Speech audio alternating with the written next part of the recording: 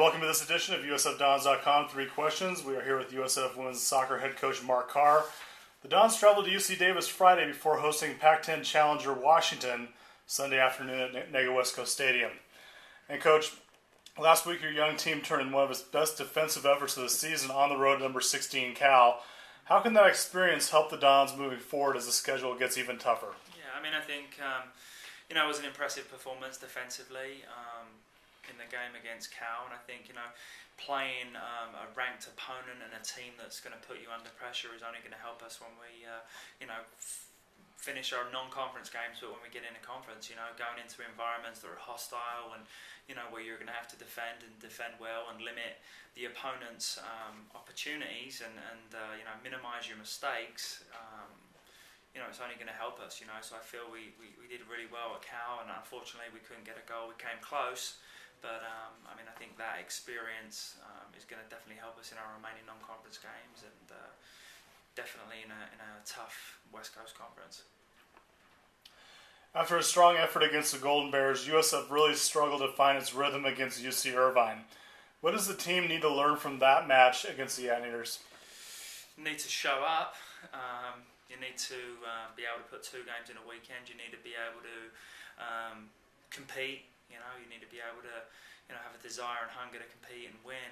That's, kind of the basis of our program, and then, from there you need to be able to, looking back at that game, we didn't do any of the things that made us successful in the opening 6 or 7 games. Everyone played individual. We didn't really combine. We didn't move the ball. Our movement was poor.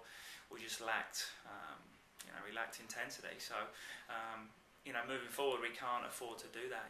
With the games coming thick and fast and the quality of opponents coming, you got to be able to put 2 games together in a weekend.